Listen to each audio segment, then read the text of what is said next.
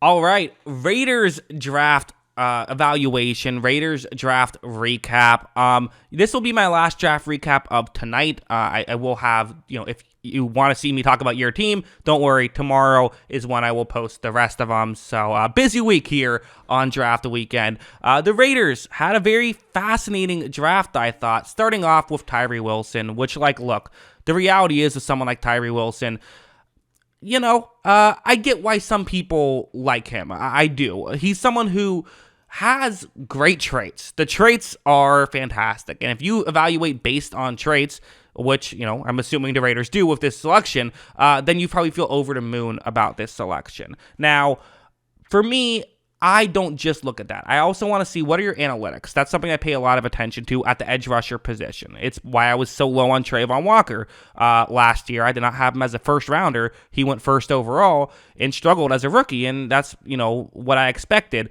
to happen because he had really poor analytics and poor production. Wilson's is much better than Trayvon Walker's, so I'm not as concerned about him. I did have Wilson as a first round talent and sort of a mid first round talent, kind of a around 20th is where I had him on my big board. So it's a reach for me, but for most people it isn't. And there's a chance he's the best edge rusher in this class, no doubt about it. There's absolutely that chance. So, again, it's weird because, those are my opinions on it, but I am just one guy, and I get why some people would like him better.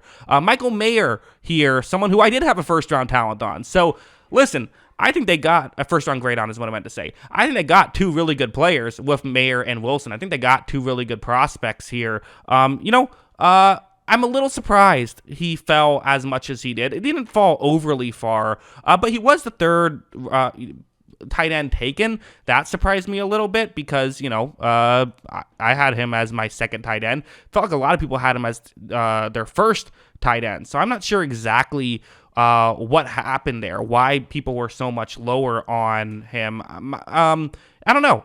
It's weird. And again, he still went early second round for a tight end. That's pretty good. So who knows if that's stuff. But Byron Young, defensive tackle, and it seems like another. It's weird. He's listed as an interior defensive lineman, but he's 250 and runs a 4.4. So is he really going to play interior defensive lineman? I don't know. Probably my guess would be he's going to be edge at some point, even if he's not there now, just because of the weight situation. Again, 250 pounds, runs a 4.4. That's what you like about him. Another guy who's sort of a traits-based player, also doesn't have the production. That's kind of a bit of a concern. So was better in 2021 than in 2022.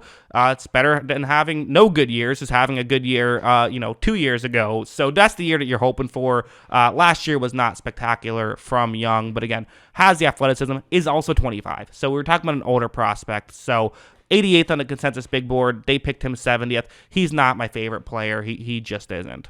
Moving on to next on the list, Trey Tucker, who this was a reach. I mean, there's no getting around it. Trey Tucker, 194 on the consensus big board.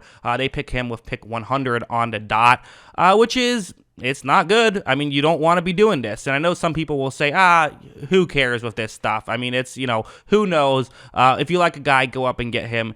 The reality is, two minds are better than one, right? And in this situation, if you go back and look at the players who, were these big reaches, guys who were selected at pick 100, where the consensus had them at 200, they almost always end up looking like a player who should have been selected at pick 200, not at 100. And listen, if you're a Raiders fan, I don't have to tell you about why reaching is bad, right? We saw that in the Mike Mayock days of sometimes just get the best player available. Sometimes don't overestimate your own evaluation is a good way to view this stuff, I think. So again, there's things to like about him, sure, but this was just a, runs a 4.4, fast receiver. Okay, cool. That should work in the system. But, again, probably could have gotten him in a later round, I would assume.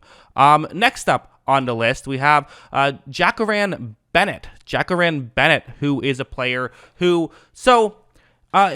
I'm interested in this player. In fact, I like this pick. Pick him at 104, 122 on a consensus big board. Just a fast corner, runs a 4.3, doesn't have the production, but I'm not as concerned about that at the corner position. Get an athlete and teach him the position actually is a pretty good philosophy when it comes to corners. Again, the weird thing is people try to have a single philosophy for every single position. That's not smart because there's different things that end up working out for different positions. At corner, guys who are athletes tend to be better in the NFL, whereas for offensive line, guys who have production tend to be better in the NFL. So just follow, use the scientific method. Follow what the data shows you, and this data shows that guys like Bennett, listen, pick 104 tends to not work out. But if a corner is going to work out at 104, it's probably going to be a guy like Bennett who falls because of the lack of production, but still has the physical tools. So that's how I view that.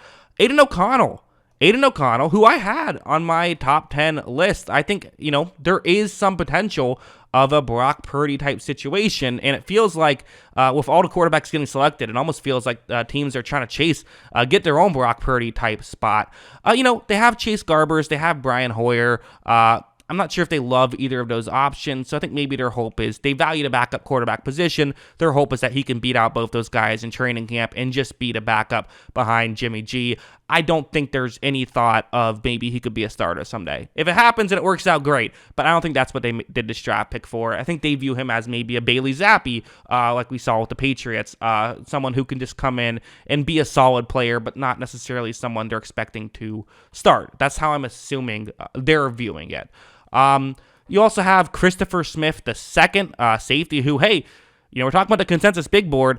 He was projected to go 108. You got him at 170, so you feel pretty good about that. If him and Trey Tucker were flipped, you'd feel a lot better about where you're at. So I guess maybe, that's one way you could view it. Someone who, again, there's not a ton that is great about him, I would say. It didn't have great production. Also didn't not great traits at 5'11", runs a 4.6. Okay, not terrible, but not spectacular. But one of the things that he does a really good job of is just sort of he's one of those players who, if you put him in the right situation, he could succeed. And that's kind of the thing. Let him be a role player. You're picking him up at 170. You're expecting him to be a role player. So yeah.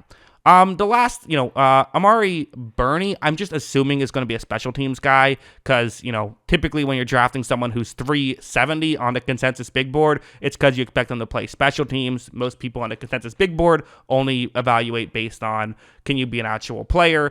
Maybe he'll be an actual player, but I think they're more focused on the special teams aspect. And Anesta Jade Silvera, again, a lot of times you see these defensive linemen go late in the draft just because you got to get bodies in there.